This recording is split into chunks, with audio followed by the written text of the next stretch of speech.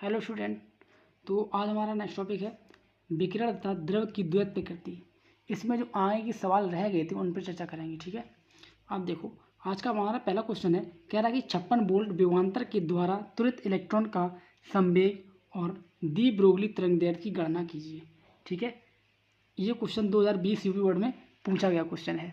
तो इसमें मैं गिवन में क्या है, यानी V equal to potential difference capital V equal to 56 volt ये दिया है, और इलेक्ट्रॉन का जो चार्ज होता है बेटा, आवेश होता है, small q equal to 1.6 into 10⁻⁹ coulomb, ये हमें दिया है। ठीक है, ये दो चीज़ें मुझे इसमें गिवन है, दी गई हैं। तो आपको पता है इलेक्ट्रॉन की गतिज ऊर्जा capital K equal to Q into V, जैसे आपने पढ़ा था यहाँ पे एनर्जी, काइनेटिक एनर्जी E की equal to E into V पढ़ा था। अब यहाँ पे मैंने इसका आवेश जो इलेक्ट्रॉन है, इसका मैंने आवेश यहाँ कितना मान लिया, E की जगह स्मॉल q मान लिया, और पोटेंशियल V। ठीक, तो K equal to Q into V ये हम लगा सकते हैं। अब देखो, तो यहाँ से मैंने Q और V दोनों की वैल्यू यहाँ पुट कर दी, तो हमारे पास फाइनली आया capital K equal to 8.96 into 10⁻18 joule. ये काइनेटिक एनर्जी यानी गतिज ऊर्जा का मान आ गया। ठीक है, अब देखो उसने कहा क्या हमसे कि संवेग बताइए। कैपिटल P इलेक्ट्रॉन का संवेग capital P equal to m into V होता है, मास इंटू वेलोसिटी। ठीक है, द्रव्यमान और वेग।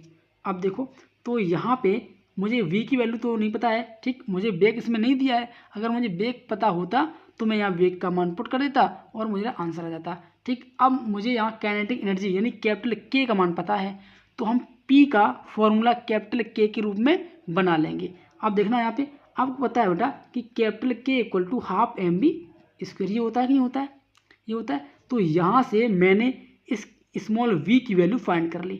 ठीक है, इस स्मॉल v की मैंने वैल्यू फाइंड की, तो यहाँ से आएगा हमारे पास small v square equal to 2k, कितना आएगा 2k अपॉन m। ठीक, अब ये वर्ग यहाँ से जब हटेगा बेटा, ये वर्ग यहाँ से हटेगा तो यहाँ लग जाएगा रूट। ठीक है, तो इसीलिए स्मॉल v की वैल्यू यहाँ से मैंने फाइंड कर ली और यहाँ पे पुट कर दी। ठीक, इस v की जगह इस v की वैल्यू यहाँ से निकाल के ये v का मान √2k अपॉन m, इसका मान यहाँ पुट कर दिया मैंने। ठीक है, अब देखो तो m √2k upon small m। ठीक, अब इस m से ये एक रूट बार कट जाएगा तो हमारे पास फाइनली आएगा √2km। ठीक है, तो कैपिटल P की वैल्यू क्या आ गई, √2km। अब देखो कैपिटल P इक्वल टू 2 और K और M, के का मान कितना है, ये है, और M का मान क्या है, M का मान, M को आप पता है कि इलेक्ट्रॉन का मास, इलेक्ट्रॉन का जो द्रव्यमान होता है वो 9.1 इंटू 10⁻31 ये फिक्स होता है। इलेक्ट्रॉन का द्रव्यमान ये फिक्स होता है। ठीक, ये मैंने पुट कर दिया। अब कैपिटल P इक्वल टू हमारे पास फाइनली क्या आएगा 40.4 इंटू 10⁻25, ये इसका फाइनली आ गया संवेग। ठीक है, अब देखो इसको आप ऐसे भी कर सकते हैं, ये पॉइंट है, ये पॉइंट जो है आप यहाँ लिख सकते हैं, तो एक और यहाँ इंक्रीज कर लें तो हमारे पास आएगा capital P equal to 4.04 into 10⁻24 kilogram into metre प्रति सेकेंड। ठीक, ये आ गया। अब इसका सेकंड पार्ट में कहा बेटा हमसे कि इलेक्ट्रॉन का दी ब्रोगली तरंगदैर्घ्य ज्ञात कीजिए, यानी lambda equal to question mark. आपको बताया कि लैम्डा इक्वल टू यानी दी ब्रोगली तरंग की जो तरंगदैर्घ्य होती है वो lambda equal to 12.27 upon root capital V यहाँ पर क्या है, V यहाँ पर पोटेंशियल है, यानी पोटेंशियल डिफरेंस यानी विभवांतर है। ठीक है, ये वेग नहीं है, ये पोटेंशियल डिफरेंस यानी विभवांतर दिया है हमें। ठीक, अब देखो तो लैम्डा इक्वल टू 12.27 बटे √56। ठीक, यहाँ कैपिटल V की वैल्यू मुझे दी, इसमें पोटेंशियल डिफरेंस कितना दिया 56 वोल्ट, तो यहाँ मैंने पुट कर दिया यहाँ पे V की वैल्यू, तो हमारे पास फाइनली आया 1.64 एंगस्ट्रॉम। ठीक है, तो lambda equal to 1.64 angstrom, that is final answer. तो हमारा सेकंड पार्ट का आंसर इतना आ गया। अब अगला क्वेश्चन है क्वेश्चन नंबर 2। एक प्रकाश सुग्राही धातु पृष्ठ का कारफलन h0 है। जब 2h0 ऊर्जा के फोटोन धातु पृष्ठ पर डाले जाते हैं तब 4×10⁶ मीटर प्रति सेकेंड के अधिकतम वेग से इलेक्ट्रॉन उत्सर्जित होते हैं। यदि आपतित फोटोन की ऊर्जा 5h0 हो तब उत्सर्जित इलेक्ट्रॉन का अधिकतम वेग ज्ञात करो। ठीक है, ये क्वेश्चन 2022 और 2015 में पूछा गया क्वेश्चन, बहुत ही अच्छा क्वेश्चन है, रिपीटेड क्वेश्चन है। देखो उसमें हमें दिया है, गिवन में यहाँ लिखेंगे, गिवन दिया है वी मैक्स, यानी वी मैक्स कितना है 4 × 10⁶ मीटर प्रति सेकेंड, ठीक है ना। अब देखो और इसमें पूछ दिया है वी डैश मैक्स, ठीक है। एक हमें इसमें दिया है अधिकतम वेग हमें दिया है कितना 4 × 10⁶ मीटर प्रति सेकेंड, और एक उसने हमसे पूछ दिया। अब ये देखो ये जो मैक्स है, ये जो अधिकतम वेग है, ये किसका है, ये दिया है वेग से इलेक्ट्रॉन मतलब कि किसी धातु से इस वेग से इलेक्ट्रॉन उत्सर्जित हो रहे हैं, ठीक है, ये मुझे दिया है, यानी इतने वेग से धातु से इलेक्ट्रॉन निकल रहे हैं। और उसने हमसे पूछा है तब उत्सर्जित इलेक्ट्रॉन का अधिकतम वेग ज्ञात करो, ठीक है। अब देखो अब वो कह रहा है कि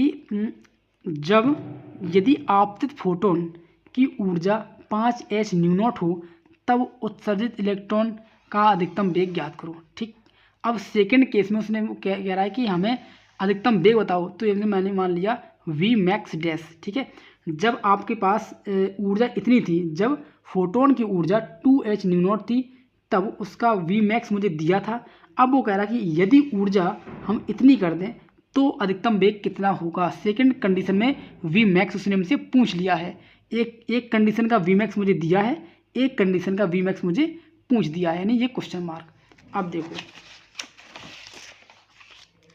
यहाँ लिखेंगे हम सुग्राही तल के लिए half M we max square equal to h nu minus h न्यू0, ठीक है। इस समीकरण से हम इक्वेशन बनाएंगे इससे, ठीक है। ये आपने पढ़ा है, मैंने आपको बताया था पहले, ठीक है।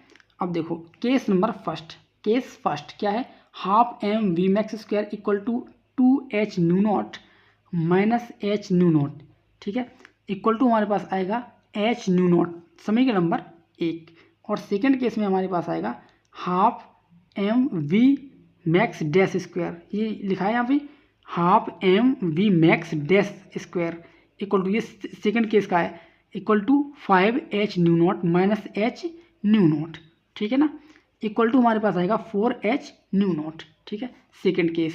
अब देखो समीकरण नंबर 1/2 से फ्रॉम फर्स्ट अपॉन सेकेंड, अब समीकरण 1 का समीकरण 2 से देंगे भाग, तो हमारे पास आएगा half M we max square upon half M v dash max square equal to h न्यू0 अपॉन 4h न्यू0, ये कट जाएगा, तो हमारे पास फाइनली आएगा v upon v dash max का whole of square equal to 1/4, तो v max upon v dash max equal to 1/2, तो हमारे पास यहाँ पे आएगा finally v dash max equal to 2 max 2 into V max, तो V dash max equal to 2 into 4 into 10⁶ equal to 8 into 10⁻² metre प्रति second. तो हमारे पास सेकेंड कंडीशन में जो उसने हमसे पूछा था अधिकतम वेग यानी हाईएस्ट वेलोसिटी, तो V dash max equal to 8 into 10⁶ metre per second, ये है जब उसकी ऊर्जा